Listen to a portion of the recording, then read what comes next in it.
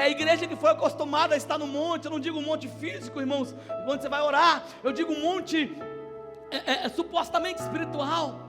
Hoje as nossas reuniões, irmãos, eu nunca me esqueço de uma experiência que eu tive recentemente, uns 3 anos atrás, em Cuiabá, quando eu fui ministrar na madrugada no encontro de homens, enfim, e aí nós passamos, irmãos, eu cheguei e preguei numa igreja lá em Cuiabá, eu estava indo para Bolívia, e aí uma outra igreja me chamou na madrugada, e foi uma loucura, irmão. Eu fui meia-noite pregar numa vigília de homens, irmãos, cansado de aeroporto, irmãos. Preguei em outra igreja, irmãos, meia-noite, irmãos. Cheguei lá, uma conferência de homens, os caras tocando violão, o cara com violão assim, barbudão assim, oh, show, cheio. Irmão, nós ficamos lá 2h30 ouvindo aquele homem, cheio, os caras pulando. E quando eu fui pregar, irmão, o sem vergonha do cara que me chamou, pode gravar, se ele ouvir, ele está lascado. Ele falou bem assim comigo, bem assim: ei, pastor, você só tem 15 minutos para pregar, tá? Eu falei: negativo, vou não. Eu falei: você ficou 2h30 no cheio, rachou, e eu vou pregar 15 minutos? Irmão, eu saí de lá 5h da manhã com aquele povo. Quando o irmão dormia, eu falei: acorda, irmão, ele estava rodando agora ali. Essa é a igreja brasileira, irmão. Esse é o nosso povo. Nós gostamos do ambiente da glória. Nós queremos ficar vendo anjo, vendo querubim, vendo serafim. A gente quer ficar pulando, a gente quer ficar vendo a glória de Deus. Ei, mas Jesus diz aos discípulos bem assim: ei, estava muito bom aqui, não estava? Mas vamos descer. Por quê? Porque o evangelho não é sobre ficar no monte, tendo as experiências sobrenaturais. O evangelho é sobre descer do monte, porque lá embaixo estão as prostitutas, os cegos, e lá embaixo, irmão. E o problema é que a nossa igreja, a igreja brasileira, está assim. Quantas pessoas você não conhece que antes de ontem, ano passado, 2 anos atrás, 3 anos atrás, estava no monte fazendo rei, churrá, e hoje não se encontra nos pés de Jesus? Por quê? Porque nós estamos carregados fomos bombardeados nas últimas décadas da igreja brasileira de palavras de ativação. Perdemos nossa autenticidade. Toda célula, toda casa é uma igreja, todo líder é um pastor. Aí fomos virando esse trem que nós viramos. Talvez Deus não te chamou nem para falar, irmão. Você é empresário, Deus te chamou para prosperar, para você abençoar a igreja. E talvez você está cantando todo desafinado, atrapalhando os outros. Deus te chamou para varrer a igreja. O problema é que nós fomos consolidados em ambientes que não estavam importando com a nossa identidade. Em ambientes que o que eles queriam apenas é ficar no monte, cheio, Vejam os encontros de jovens da igreja brasileira. Vamos queimar. Todo mundo quer queimar. Vamos orar, vamos ler a palavra. Não, vamos queimar. Aí o cara pega o violão, irmão, bota aquela música sentimental, melódica, aquela guitarrinha. Aí o cara começa. Mas aí a mulher está falando bem assim: tem um emo aqui, mas em casa você é um covarde. O filho está falando: tem um emo aqui, pai, mas você é um covarde. Não estou coronavírus não, tá, irmão? Eu engoli um negocinho de pano desse aqui. Fui passar na boca assim, ó. Ai, Jesus, tem misericórdia. Então nós perdemos nossa autenticidade, irmãos. Nós perdemos nossa autenticidade. Você quer ver alguém ser perseguido quando alguém é autêntico? Alguém é autêntico, e a igreja foi tirando de nossa autenticidade. Nós não podemos ser quem nós deveríamos ser, e nós vamos tornando cópia do coletivo. Aí eu tenho uma frase que eu digo que é: por se inspirar em quem não deveria se inspirar, você foi onde não deveria ter ido. Por haver ido onde não deveria ter ido, você fez o que não deveria ter feito. E por haver feito o que não deveria ter feito, você se tornou o que não deveria se tornar. Não é frase lá de uma não, irmão. Se você pensar bem, tem sentido. Ou seja, você ouve uma coisa, por ouvir uma coisa, você vai no lugar, por ouvir no lugar, você tem uma atitude, por ter uma atitude, você vai transformando em coisas que você não deveria ser. E aí chega um momento que você cai na real e fala assim: o que é que eu estou fazendo aqui? E vamos nos embriagando, irmão, vamos nos embriagando. Vamos ativação dos dons, ativa. E aí todo mundo ativando. E você sai do culto igual Black Kamen Rider. Aí nós nos tornamos essa igreja imatura, mundana, promíscua que a igreja brasileira é. O cara entra aqui, não aguenta ouvir meia hora de palavra que ele arrega, nunca mais volta aqui. Por quê? Porque nós estamos acostumados a tomar todinho, no canudinho ainda. Porque se não tiver nenhuma rodada aqui, nenhuma rajada de língua estranha, essa igreja não é de Deus. Romanos capítulo 11, versículo 29, diz que os dons e a vocação são irretratáveis e vêm de Deus. Normalmente é assim, convido fulano, por quê? Porque o fulano prega e as pessoas são curadas, e assim não é. Você não conhece as pessoas pelo nome, você conhece as pessoas pelo dom. Eu já contei que na igreja muitas vezes isso, irmão, já passei vergonha por causa disso. Já contei, não vou contar não, porque eu já estou cansado de contar minhas histórias repetidas aqui. Passei vergonha aqui na igreja Caminho da Fé, quando teve uma conferência, falando mal da igreja não, tá? A conferência foi lá. Irmão, tinha um cara com a perna pequena assim, ó. Andava assim. Irmão, eu não sou esse negócio de dom, irmão. Eu não sou. Tem gente que tem dom de visão, dom de interpretação, dom de cura. É mesmo, irmão. Um dia a irmã chegou para mim e falou: pastor, tive um sonho com um copo d'água e tinha uma cobra dentro da água. O que significa? Eu falei: eu sei lá, irmã. Eu vou saber o que significa um copo de água com uma cobra dentro do copo de água. Oxi, eu vou saber lá, Jó. Ela olhou para mim assim: meu pastor não é espiritual. Eu não tenho esses dons, irmão. Eu tenho o dom da paulada, da porrada. Esse eu tenho, irmão. O dom da exortação. Enfim, irmãos, estava acontecendo o seguinte. Eu entrei na vibe, fui na pilha. Porque tem um amigo chamado Eduardo Nunes, que ele é do Dunamis, movimento Nunes. Ele estava orando, ele e a esposa dele, um cara que tinha uma perna pequena. E aí ele falou assim: vamos orar, negão, vamos orar, negão. Aí estava o Tom Molinari e a Priscila Alcântara cantando uma música, ela me persegue até hoje a música, bem assim, ó.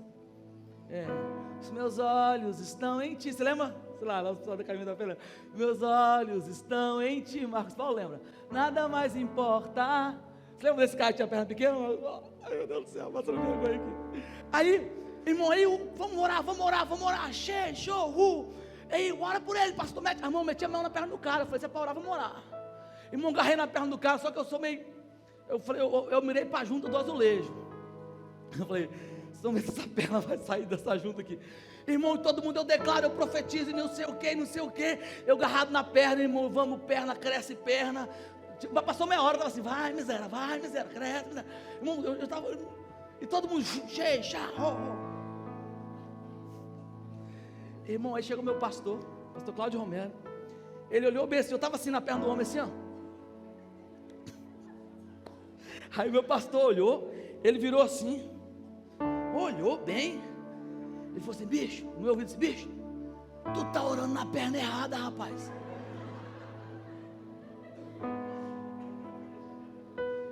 Eu falei, aí eu peguei, fingi que não era comigo, eu falei: Agora imagina você, irmão, se Deus tivesse ouvido o meu declaro, o meu profetizo, o meu irmão, aquele cara ia sair com a perna lá. Eu não estou falando mal de ninguém não, irmãos. Os meninos têm os dons, eles têm o dom deles, é verdade. Muitas curas acontecem, do dom do meu amigo íntimo, eu sei disso, muitas curas acontecem, mas não era para mim. Então eu me envolvi numa vibe que não era minha. E assim que a igreja vai se formando, todo mundo tem que fazer isso, todo mundo tem que fazer aquilo, todo mundo faz aquilo, e nós vamos nos tornando cópia do coletivo, quando na verdade Deus te chamou para ser outra coisa, e você acaba sendo influenciado e muitas vezes iludido pelo ambiente que você está. Paulo fala aos Romanos 11, 29, porque o dom e a vocação são de Deus e são irretratáveis. Escute isso, não defina ninguém pelo seu dom. Eu trabalho com um projeto, está gravando, não posso falar, nós trabalhamos num projeto que fazem denúncias de pastores abusadores. E existem pastores que estão no púlpito aí, irmão, pregando, milagres acontecendo, e pessoas que estão sendo denunciadas. E aí você fala: pastor, mas como é possível? Ei, o dom e a vocação é de Deus, são irretratáveis. Lembra quando Deus usou a mula de Balaão? Sim ou não? Deus usou a mula, mas depois que Deus terminou de usar a mula, ela não se tornou um cavalo manga-larga marchador. Ela continuou sendo mula. Por quê, pastor? Porque ser usado por Deus não transforma caráter de ninguém.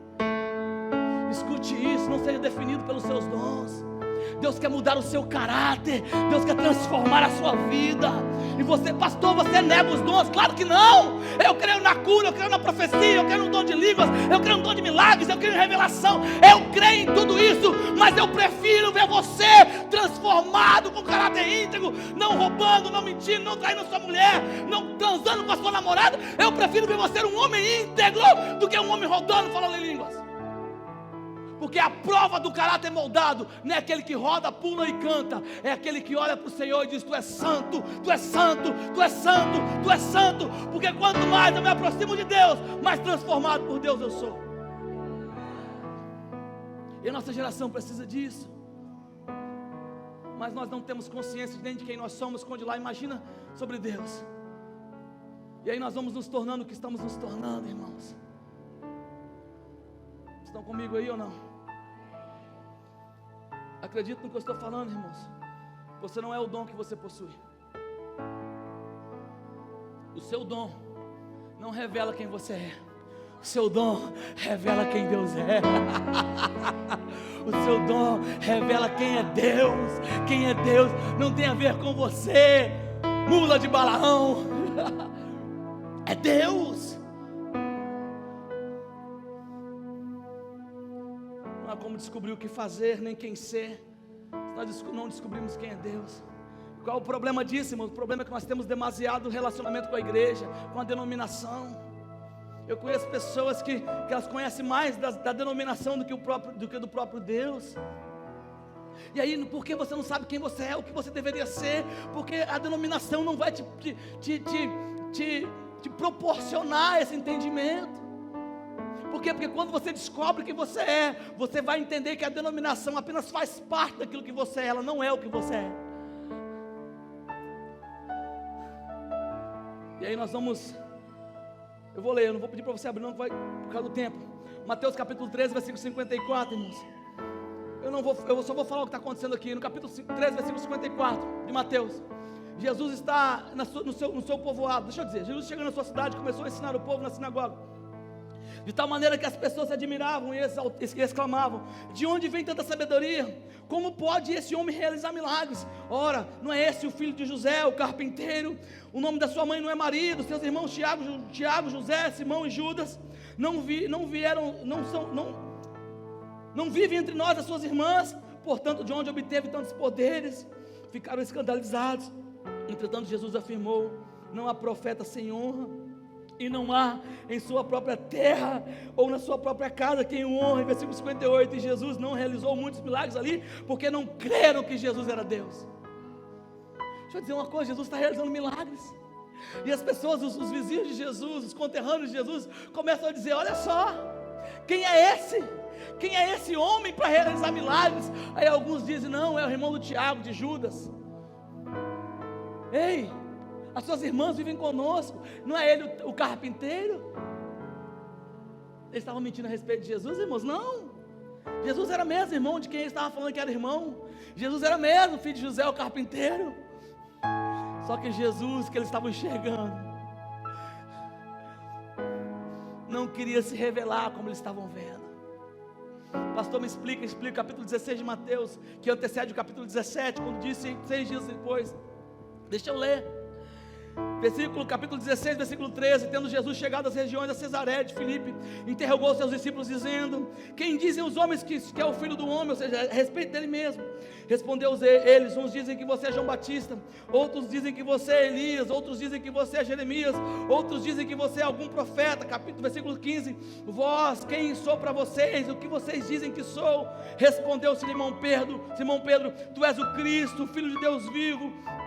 Disse Jesus: bem-aventurado és tu, Simão Bar-Jonas, porque não foi carne nem sangue que te revelou, mas o meu Pai que está no céu. Pois também eu te digo que tu és Pedro, e sobre essa pedra edifico a minha igreja, e as portas do inferno não prevalecerão contra ela. Dar-te-ei a chave do reino dos céus, e o que ligares na terra terá sido ligado no céu, e o que desligares na terra terá sido desligado no céu. Então ordenou aos seus discípulos que ninguém dissesse que ele era o Cristo. Pastor, explico.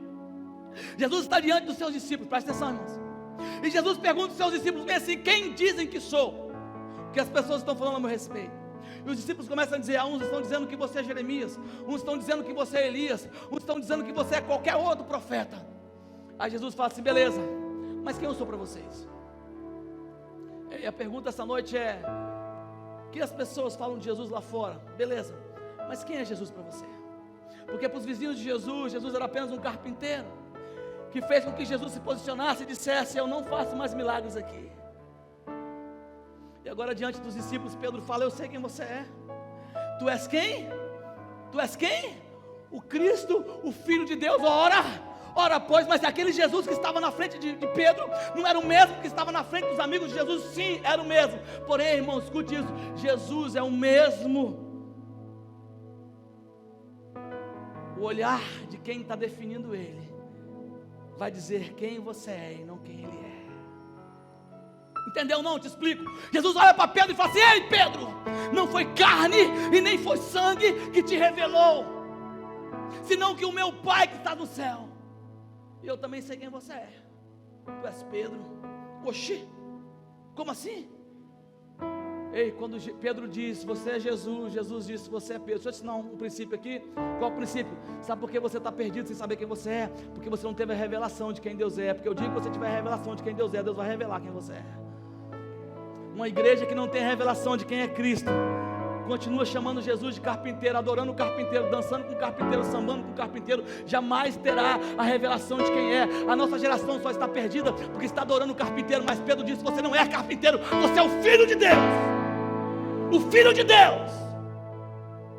E Jesus olha para Pedro e fala assim: pois disseste bem, Pedro, tu és Pedro barra Jonas, e sobre esse fundamento eu edifico a minha igreja. Pastor, que fundamento? Sobre essa pedra? A pedra, o fundamento que Jesus está dizendo é o contexto que eles estão fazendo.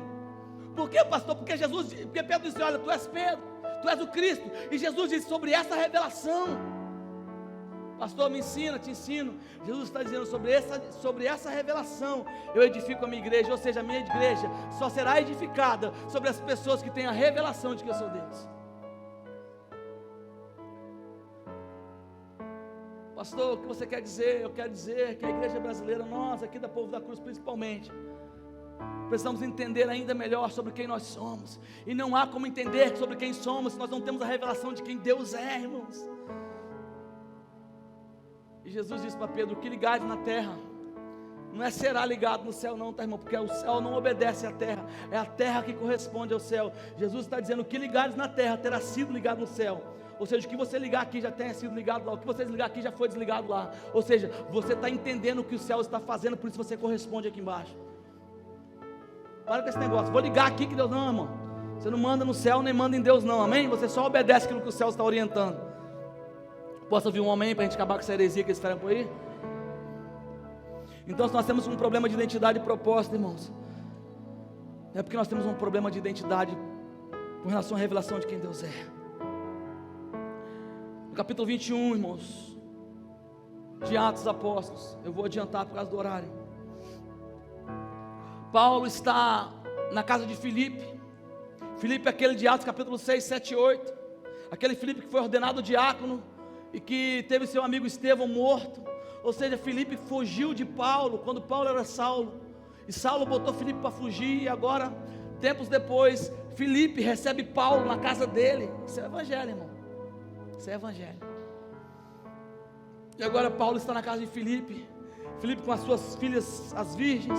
Está uma glória de Deus lá, tem um profeta lá. No capítulo 21, versículo 10 ao versículo 13, depois você lê. Eles estão dizendo bem assim: o profeta Ágapo pega um cinto. Já preguei sobre isso aqui na igreja. O profeta Ágapo pega um cinto que está lá e fala assim: de quem é esse cinto aqui? O dono desse cinto aqui vai perecer, vai sofrer.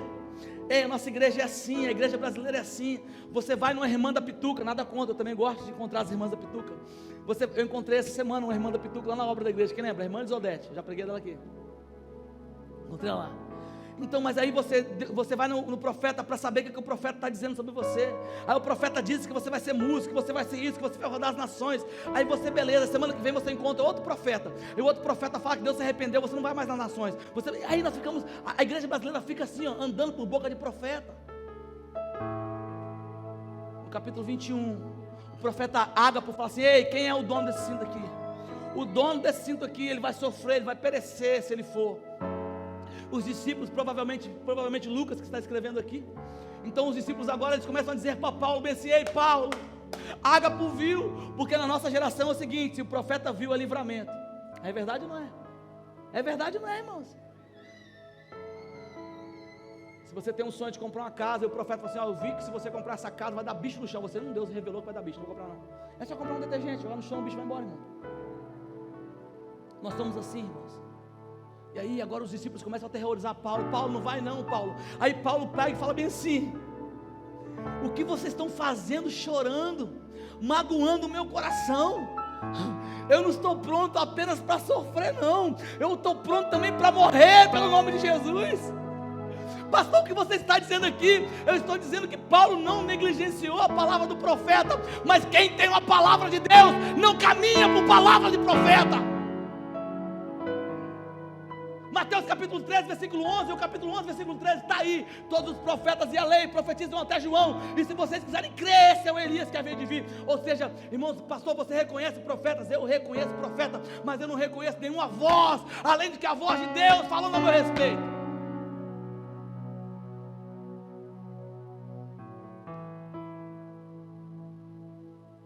Os profetas viram para anunciar Jesus. Jesus veio e se anunciou e disse: eu já vi, estou aqui, agora o papo é comigo.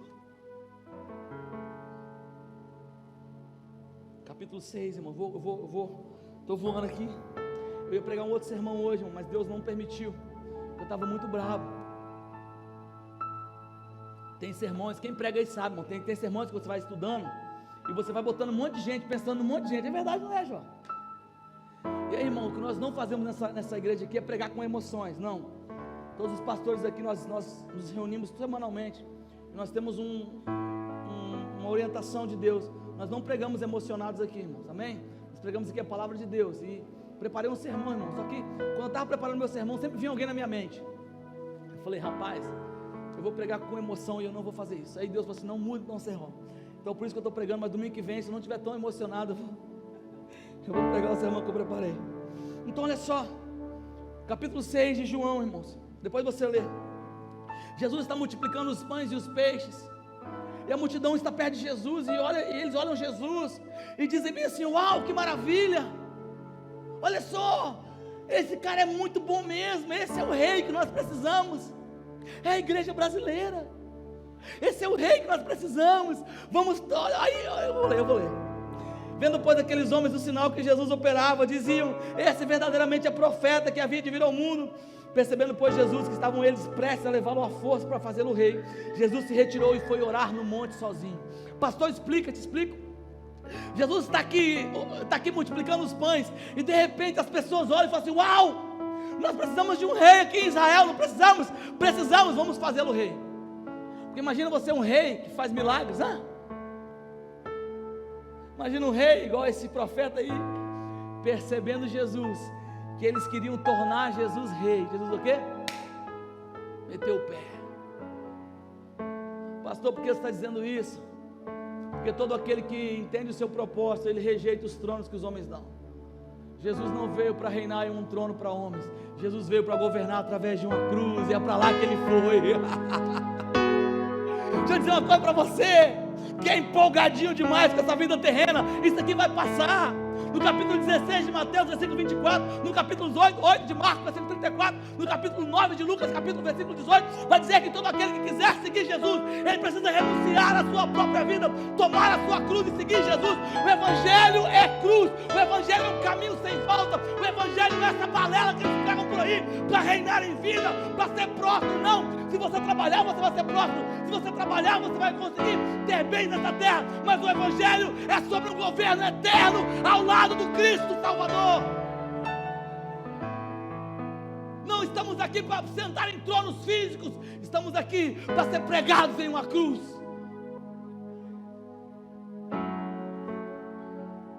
Capítulo 1 de Efésios, Paulo está escrevendo, versículo 4, Paulo diz: pois ele nos elegeu nele mesmo, ou seja, em Cristo, Deus nos elegeu em Deus mesmo, antes da fundação do mundo. Para quê? Paulo continua dizendo: para que fôssemos santos e irrepreensíveis diante dele. Escute isso, irmãos. Existem algumas pessoas que dizem, alguns coach gospel, que dizem que nós temos que ser a nossa melhor versão. Irmão, escute isso: a melhor versão do homem é a versão que Jesus desenvolveu. Você não precisa buscar qual é a sua melhor versão, qual será a sua melhor versão. Você precisa descobrir qual seria a sua melhor versão. Ei, tem gente ganhando muito dinheiro, irmão, para falar para você o que você deveria ser. Deixa eu dizer uma coisa para você: é de graça. Efésios capítulo 1, versículo 4 diz que Deus elegeu você nele, antes da fundação do mundo, para que você fosse santo e irrepreensível diante de Deus. Você não é um plano falido não, irmão. Você não está no mundo procurando uma orientação divina. Você não está no mundo procurando um destino, não. Você já nasceu com um propósito. Você foi escolhido em Deus, antes de Deus fundar o mundo, irmãos. Mas o problema é que nós ainda estamos embriagados, iludidos com o que a religião quer nos proporcionar. 1 Pedro, capítulo 1, versículo 18. Sabendo que não foi como coisas corruptíveis, como prata nem ouro, que nós fomos resgatados da nossa vã maneira de viver, que por tradição recebeste nossos pais, versículo 19, 1 Pedro 1, com precioso sangue, como de um cordeiro sem defeito e sem mancha, o sangue de Cristo, ao qual na verdade foi conhecido, em algumas versões foi morto, antes da fundação do mundo, mas foi manifesto nos últimos dias. Pastor, me explica isso, te explica, irmãos. Pelo amor de Deus, presta atenção nisso. Nós não somos homens e mulheres em busca do nosso destino. Nós não somos uma igreja esperando a revelação de um profeta a nosso respeito. Não somos, não, irmãos. Nós somos gerados no coração de Deus antes da fundação do mundo. E aí Pedro fala que o Cordeiro morreu também antes da fundação do mundo. Ou seja, o Jesus morto, crucificado, não foi um plano B de Deus para resgatar o homem, não foi. Por quê, pastor? Porque Deus não tem plano B, só tem plano B quem tem medo do plano A falhar, e o plano A de Deus não falha. Deus é infalível, invencível. Pastor, o que você quer dizer com isso? Eu quero dizer que Deus sonhou com você antes da fundação do mundo, mas também antes da fundação do mundo Ele preparou o Cordeiro que te resgataria depois. Deixa eu dizer uma coisa para você, irmãos. Profetize, ore, jejue, fale em línguas, veja anjo, faça o que você quiser, mas sobretudo pareça com Jesus. Sobretudo renuncie a sua carne. Sobretudo entenda o que você está fazendo no Evangelho. O salmista vai dizer no Salmo 139, versículo 16. Eu amo pregar sobre isso. Eu dou uma aula na nossa escola teológica sobre isso, sobre a criação. 139, versículo 16, o salmista vai dizer assim: olha, os teus olhos, Senhor, viram a minha substância ainda sem forma, e no teu livro foram escritos todos os meus dias. Sim, todos os meus dias foram escritos por ti, para mim, ainda quando não havia nenhum deles. Eu vou desenhar. O salmista estava dizendo: os teus olhos me viram. Irmão, você é inteligente, e não é nenhum crime falar aqui sobre biologia. E você sabe que a formação do ser humano está no encontro do óvulo com espermatozoide. Não é crime falar isso, você sabe disso, tem nenhum inocente aqui. Então só nesse encontro, irmão, que existe um homem ou não. Eu costumo ensinar para as pessoas o seguinte: você sabe onde você nasceu? Ninguém sabe onde nasceu aqui, irmão. Eu nasci num hospital, tal dia, mentira, irmão, você não sabe. Nem os nossos pais sabem onde nós nascemos. Pastor, você é doido. Eu sou doido, mas vou te explicar que é verdade o que eu estou dizendo. Porque você não nasceu quando você saiu do útero. Quando você saiu do útero, você já tinha 9 meses de vida. Onde você nasceu? Não sabemos, irmãos. Não sabemos nem direito qual foi o dia que nós nascemos. Imagina lá quando. O homem não nasceu na terra. O homem nasceu no coração de Deus. Ele foi colocado na terra quando ele já existia. Nós já existíamos. No capítulo 2 de Gênesis, versículo 7, versículo 8, diz que plantou o Senhor Deus um jardim no Éden. Ou seja, o Éden já existia. O Éden ele foi reconfigurado. Pastor, você é doido? Não sou doido não, irmão. Capítulo 28 de Ezequiel vai falar que Satanás estava no Éden. Então, o que o capítulo 2, versículo 7 e 8 de Gênesis está dizendo? E plantou o Senhor Deus um jardim no Éden, e colocou o pastodinho, um copo no púlpito. O púlpito já existia. O pastor só colocou um copo lá. Gênesis, Moisés está escrevendo que o Senhor plantou um jardim no Éden. Para quê? E colocou ali o homem o quê? Que ia formar? Não. E colocou ali o homem que já tinha formado. E a mãe foi no hospital para fazer um filho? Não. Para dar à luz o filho que já existia. Deixa eu dizer uma coisa para vocês aqui em nome de Jesus Cristo, irmãos. Você não é um tonto, perdido, doido, varrido, procurando uma religião para se satisfazer, não, irmão. Você é filho de Deus, você tem casa, você tem habitação. Nós estamos só esperando o dia da gente voltar para casa. O céu não é o nosso destino, não. O céu é o nosso retorno para casa. Nós vamos morar no céu, não, nós voltaremos. Por isso que a Bíblia fala que nós somos peregrinos, peregrinos em terras estranhas. Se você entender 10% do que eu estou dizendo aqui, meu irmão, esta noite, termino, vou começar a concluir, porque eu não tenho tempo para dizer tudo que eu gostaria de dizer. Pastor, por que você está dizendo isso, pastor? Estou dizendo isso, irmãos, olhe para mim, por favor, para que nós possamos amadurecer, irmãos. Para que nós possamos amadurecer.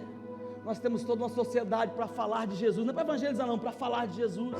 Quando essa igreja a gente fala muito sobre o inferno, muito. Algumas pessoas dizem, pastor, não é melhor falar sobre o céu do que sobre o inferno? Não, tem que falar do inferno, porque o inferno é real, tanto quanto o céu é real. O inferno é uma expressão do amor de Deus, irmãos. Pastor, você é doido? Não, irmãos, Deus te ama tanto, que Ele vai deixar você ir para onde você gostaria de ir. Simples assim. E aí você que está aqui essa noite, você precisa entender que nós não estamos aqui vivendo em prol de êxtases emocionais que a religião nos proporciona, não.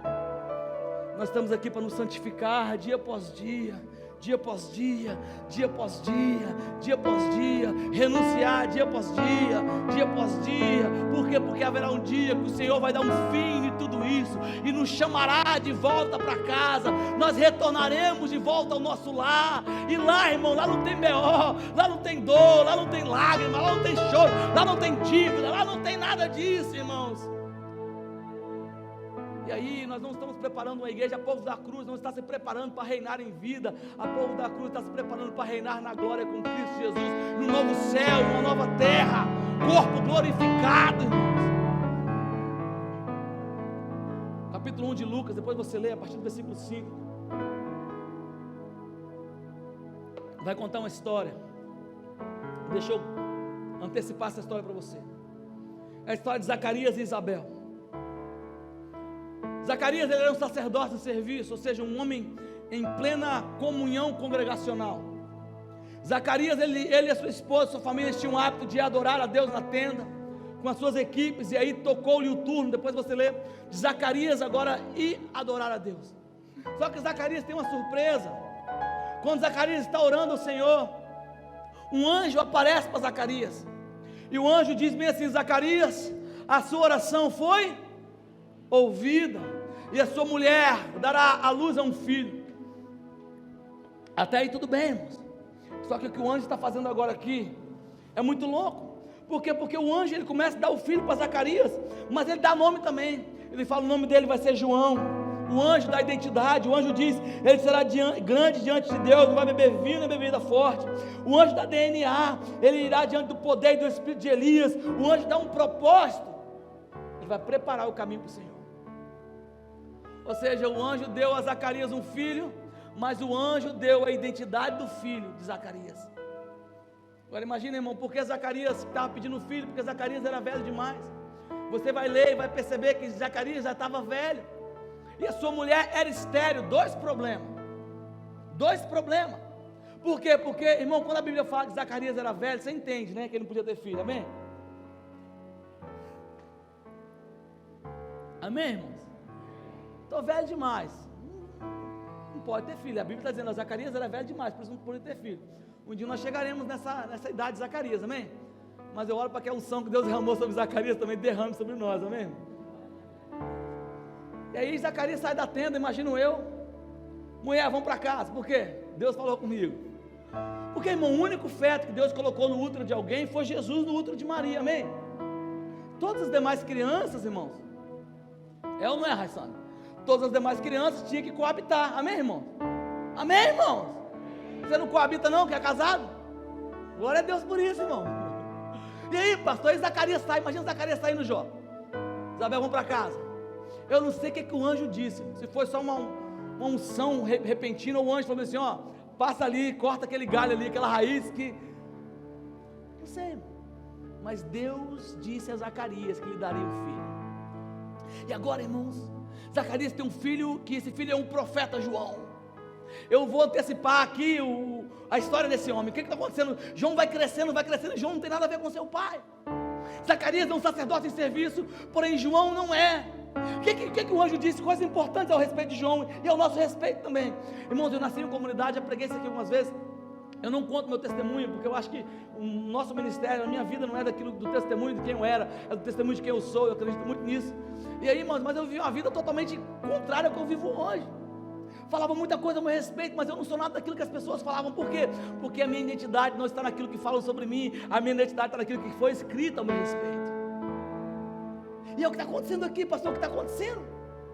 O anjo disse, o nome dele vai ser João. Ele vai caminhar sob o poder e o espírito de Elias. Amém? É a unção de Elias. E ele vai ser cheio do Espírito Santo desde o ventre da sua mãe. E ele vai preparar o caminho para o Senhor. Olha que incrível. E aí, irmãos, quando que Isabel está grávida, você sabe disso, que Maria, ela é prima de Isabel. A gravidez de Isabel, ela foi concebida pelo anjo 6 meses antes de Maria. Ou seja, Isabel tinha 6 meses de gestação a mais que Maria. Mas agora o que o anjo faz? O anjo vai a Maria e diz o seguinte para Maria: olha Maria, a sua prima Isabel está grávida. Mas Maria também estava, porque o anjo tinha falado: olha, você vai receber Jesus aí, você conhece a história. E aí o anjo falou assim: mas a sua prima também está grávida. Causou uma curiosidade em Maria, e Maria foi visitar Isabel, irmãos. Eu não sei porque causou curiosidade em Maria, de repente porque elas eram muito amigas, né? Isabel estava compartilhando: minha filha, aqui em casa está difícil, tem tempo que a gente, né? Aí imagina a notícia. Irmãos, vocês estão entendendo? Vocês estão... Amém, irmãos? Tem uma criança aqui não, amém? Então tá, você não é tão inocente assim igual você parece não. Então vamos lá, e aí pastor? Agora imagina Maria indo: o que está acontecendo com minha prima? Não quero saber. Aí chegou lá, irmãos, a Bíblia fala, e quando Maria chega, Jó, na casa de Isabel, imagina: prima! Mulher de periferia, prima! A Bíblia fala que quando elas se abraçaram, o ventre de Isabel começou a saltar um menino lá dentro. Imagina. E aí de repente Isabel ficou o quê? Cheia de quê? Do Espírito Santo. E Isabel olha para Maria e fala assim: ei, bendita és tu, minha prima, ô mulher. Por quê? Sou bendita. Porque você está esperando o Messias, não é, prima? Aí você fala: pastor, quem falou com Isabel que Maria estava grávida?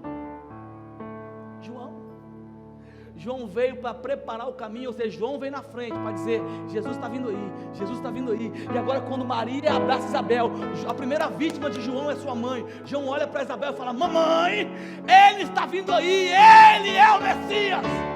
Deixa eu dizer uma coisa para você: você não tem essa historinha de vai cumprir o meu propósito quando eu casar, quando eu terminar a minha faculdade. Ei, você só não está cumprindo o seu propósito porque você ainda não entendeu, ou entendeu é preguiçoso. Por quê? Porque você não vai cumprir um propósito com certa idade. Você já nasceu para um propósito. Já nasceu para um propósito. Pastor, porque eu não estou vivendo isso ainda? Porque talvez até esse momento você só teve um relacionamento com a religião. Você só cumpriu aquilo que os métodos das igrejas estão falando para você fazer. João está crescendo. E as pessoas estão curiosas para saber a respeito de João. E você vai ler depois no capítulo 1 do Evangelho de João. As pessoas estão perguntando: quem é esse homem? Quem é esse cara? Quem é ele? O que está acontecendo? Nós precisamos dar resposta. Eles perguntam para João: quem é você? Nós precisamos responder àquele que nos enviaram: quem é você? É você Jesus? Aí João: não sou não. É você Elias? Aí João: também não sou Elias não. Então quem é você? Eu sou a voz que clama no deserto. Irmão, quem tem identidade, irmão, não se preocupa em dizer: eu sou apenas o irmão que limpa o banco, eu sou apenas o irmão que limpa a janela da igreja, eu sou apenas aquele que toca a bateria. Escute isso, irmãos, a nossa geração, ela está pegando os tronos que a humanidade está dando e está rejeitando a cruz. Mas quem nasceu com um propósito, rejeita qualquer tipo de identidade e é satisfeito com aquilo que Deus fez, irmãos. Ah, Jesus! João está lá, todo mundo quer saber quem é ele, todo mundo quer saber quem é ele. Mas chega um momento, irmão, da vida de João, que João está preso, João está em cárcere, João pregava Jesus libertador. Se você ler depois a interpretação, depois leia a King James, que ela dá uma melhor versão sobre isso. João está pensando que Jesus, ele vai vir um reizão cavalgando no cavalão e matando todo mundo à espada. O Jesus que João está pregando, todo mundo está com medo dele. E agora João está preso, e quando João está preso, Jesus se revela. E a pergunta é, por que Jesus não se revelou quando João estava solto? Imagina a dupla J e J, João e Jesus, os primos revolucionários. Porque João não foi chamado para andar com Jesus, João foi chamado para anunciar sobre Jesus. Talvez você está aí frustrado na sua vida, porque você está fazendo aquilo que Deus não te chamou para fazer. Nem tudo que você faz para Deus, você faz com Deus. E aí, pastor, e aí João está preso.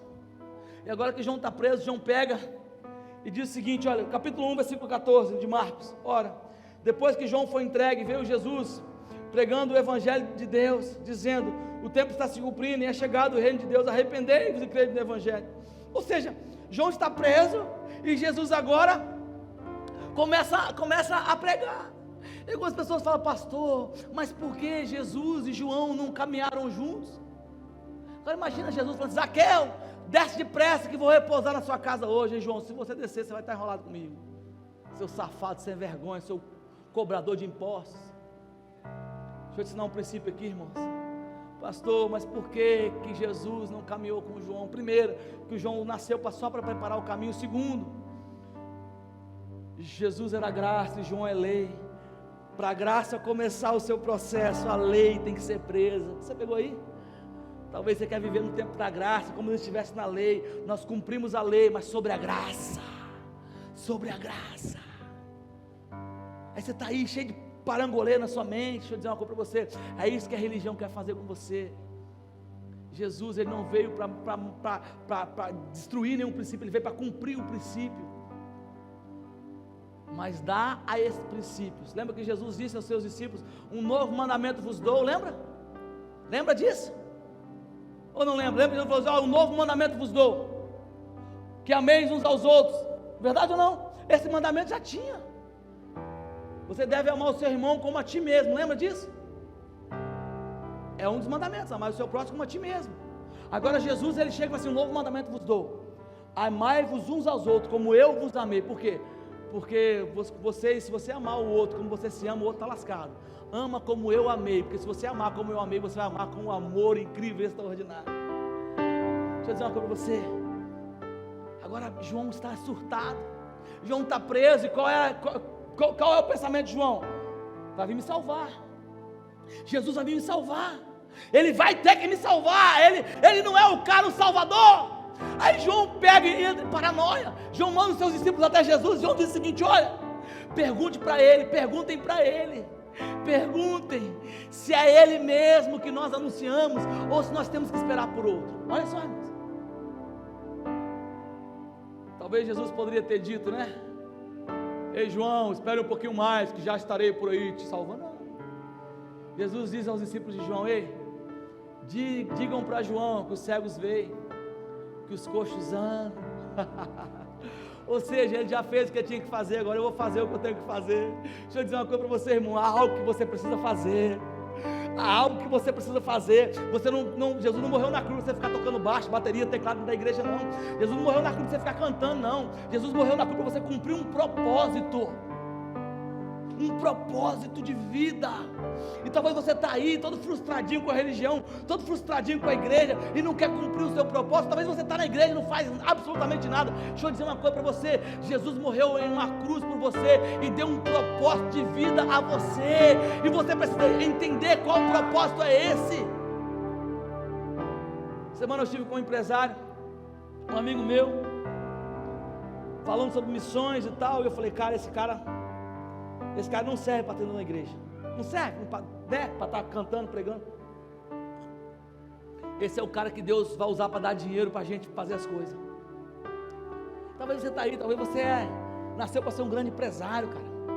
Nós recebemos aqui na igreja semana passada um cientista, né? Aquelas informações que nós recebemos aqui, irmãos, semana retrasada, né? extraordinárias. E talvez você está aí só pensando em cantar na igreja, pular na igreja, rodar na igreja. Deixa eu dizer uma coisa para você, nós servimos a igreja, mas Jesus morreu na cruz para que nós servíssemos a Ele. E servir a Cristo não necessariamente é apenas servir a igreja. Termino, pastor. Aí a gente pergunta, pastor, por que João morreu? E eu tenho uma tese aqui que eu quero compartilhar com vocês. Quando nós fugimos do nosso propósito, aprende isso, quando nós fugimos do nosso propósito, irmão, a tendência é nós morrermos acreditando que nós estávamos fazendo a coisa certa. Por que João morreu? Você lembra por que João morreu? Você lembra? Por que João morreu? Porque João acusou Herodes de quê? De quê? De prostituição. Deus mandou João vir acusar alguém? Deus mandou João vir acusar alguém do pecado? Não. Deus mandou João vir preparar o caminho, anunciar que Jesus viria, que o remidor dos pecados viria. Agora João encontra Herodes e diz o seguinte: acusa Herodes de prostituição. E agora Herodes, uma mulher pede a cabeça de João. Lembra disso? Ela pede a cabeça de João, e agora João, ele morre com a cabeça em uma bandeja. Aí você fala, pastor, mas será que essa é a vontade de Deus? Ao menos permissiva foi. Deixa eu te ensinar uma coisa aqui. João, quando João nasceu, o anjo disse que ele viria sobre o poder e o espírito de Elias. É a unção de Elias, a ousadia de Elias. Quem queria matar Elias, irmãos? Jezabel, uma mulher, verdade ou não? Por quê? Porque era prostituta. Agora João encontra com uma prostituta em prostituição com o rei, e João acusa o rei de prostituição. Aquele encontro não foi um mero encontro de João com Herodes, aquele encontro foi um encontro de Elias com Jezabel. Deixa eu dizer uma coisa para você: se você não entender qual é o seu propósito, você vai ficar caminhando na unção dos outros e você vai morrer com a cabeça na bandeja. Não passei vergonha orando pela perna errada. Deus está te chamando para ser quem você deveria ser. Talvez você nasceu e Deus te deu tantos sonhos, visões. Você é uma pessoa que tem visões. Ou talvez você tenha habilidade em prosperar em empresa. Não, tem gente que tem essa habilidade. Ou talvez você tenha a habilidade de pregar o evangelho, tem a habilidade de confrontar. Eu não sei qual habilidade você tem. E aí você está morrendo nos bancos das igrejas, morrendo, porque você só vê a igreja assim, cantando e pregando no estacionamento. Ei, irmão, isso aqui não é servir a Deus, isso aqui é servir a igreja de Deus, a congregação de Deus. Servir a Deus vai muito além do que servir essas paredes aqui. Servir a Deus é dar exemplo de vida, é amar a sua família, amar a sua esposa, pagar as suas dívidas, ser fiel na comunidade, honrar o nome de Jesus, proclamar o evangelho. Isso é ser fiel a Deus. Nós nunca vamos revolucionar a nossa comunidade ou o lugar onde nós estamos se nós continuarmos presos nessa gaiola, acreditamos que isso aqui é aquilo que Deus morreu na cruz para fazer com a gente. Não, irmão. Nós não vamos ficar em uma tenda como Pedro queria, construir tenda para ficar pulando, dançando e vendo um anjo. Não, nós vamos descer do monte, porque lá no sinal tem um homem precisando de uma carteira. Nós vamos descer do monte, porque lá tem pessoas aprisionadas. Nós vamos descer do monte, porque Jesus nos chamou para tirar os cativos da mão de Satanás. Minha pergunta é: você sabe de fato quem você é? Você sabe de fato quem você é?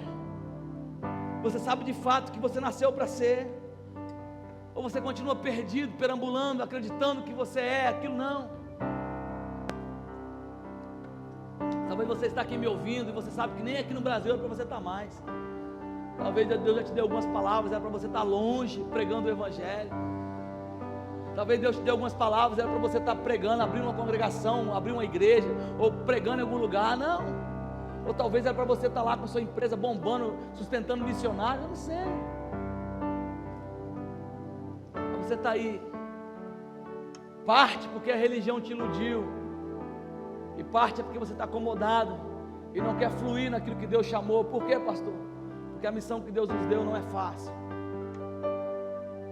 Viver a religiãozinha das quatro paredes é fácil, é confortável e dá até dinheiro.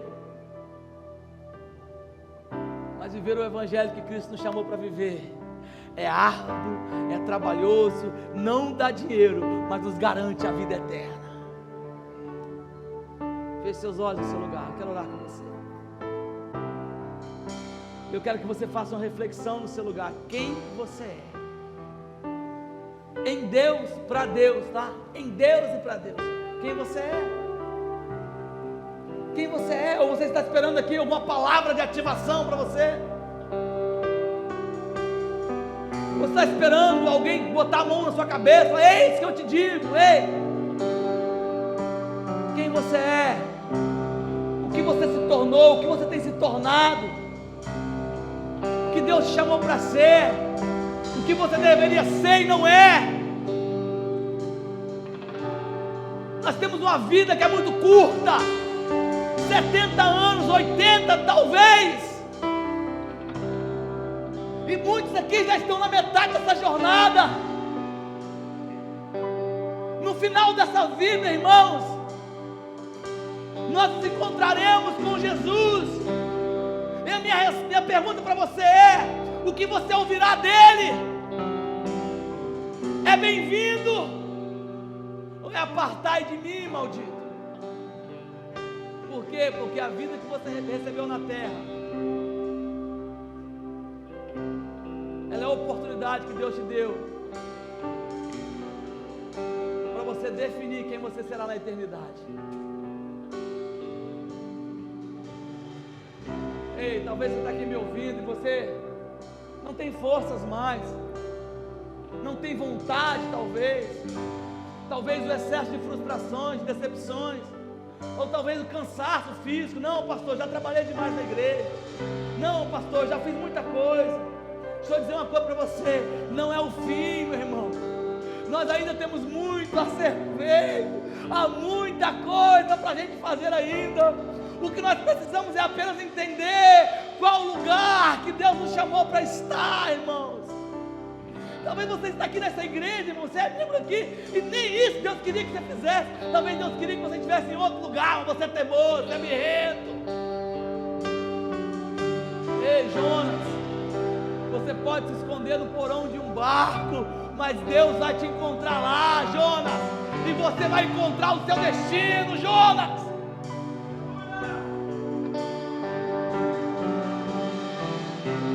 Não, irmãos, vamos seguir, vamos avançar. Há um lugar, irmãos, que Deus preparou para a gente atuar, trabalhar. Fique de pé no seu lugar, deixa eu orar com você.